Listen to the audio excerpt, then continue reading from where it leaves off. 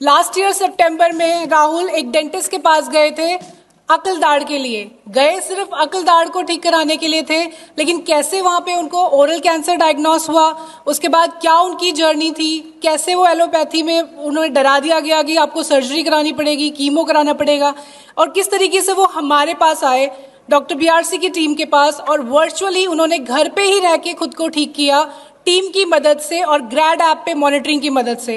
तो राहुल अपनी स्टोरी आपको खुद बताएंगे। Please Rahul. Hello everyone, I am Rahul from Maharashtra. मैं खुद एक डॉक्टर और मेडिकल परिवार से बिलोंग करता हूँ। मेरे पिताजी एक डॉक्टर है, एमडी होम्योपैथ।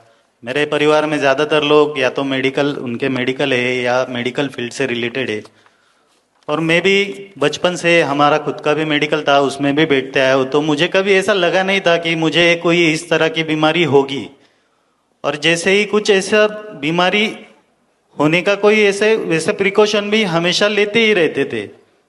पर जैसे ही मेरा ये टूथ इमर्ज हो रहा था, अक्कल दाढ़ जिसको बोलते हैं, विजडम टूथ, वो जब आ रहा था तो मुझे वहाँ पे एक चिक बाइट हुआ। तो नॉर्मली मुझे बोला गया कि ये चिक बाइट है, ये ठीक हो जाएगा। तो वो चिक बाइट धीरे धीरे बढ़ते गया, उसका कन्वर्जन हुआ, अल्सर में कन्वर्ट हुआ। तो मैं डेंटिस्ट को दिखाया, डेंटिस्ट ने मुझे बोला कि आपको ये ऑइंटमेंट लगाना है, ये दवाई लेनी है। मैं वो दवाई लेते रहा, पर मुझे उससे मेरा तकलीफ कम नहीं हुआ, वो बढ़ते गया। और जनवरी में मैंने फिर से अलग डेंटिस्ट को दिखाया, उन्होंने भी मुझे वही बोला कि आपका अल्सर बढ़ते जा रहा है।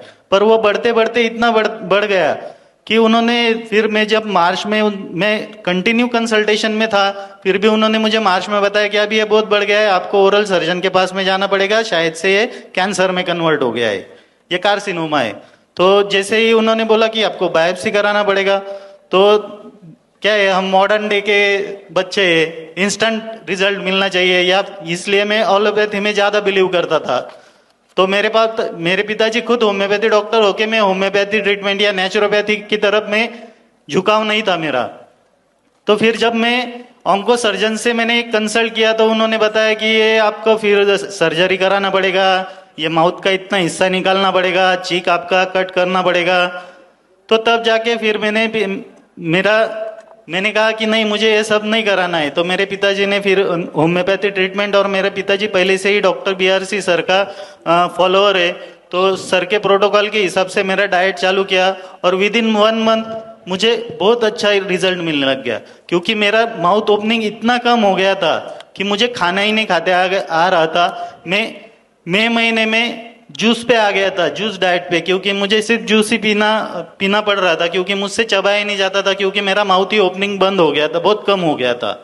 तो उस वजह से ऐसा हुआ। फिर ये डाइट चालू करने के बाद में धीरे धीरे मेरा माउथ ओपन होते गया, और अभी मैं लगभग 1 महीने से बहुत अच्छे से खा पी रहा हूँ। और इसके लिए मैंने ऑनलाइन कंसल्टेशन लिया था, ग्रैड ऐप पे सिर्फ मैं उसका अपडेशन डालता था। पहले तो मुझे बिलीव नहीं था कि मेरा ट्रीटमेंट कौन कर रहा है, कोई मुझे जानकारी नहीं थी।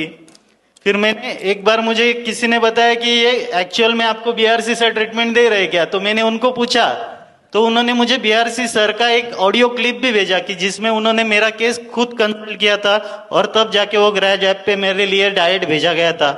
मैंने वो सब चीजें देखी। सर आपने जो मदद किया है, हमको जो हेल्प किया है, उससे हीरो तो बन गए।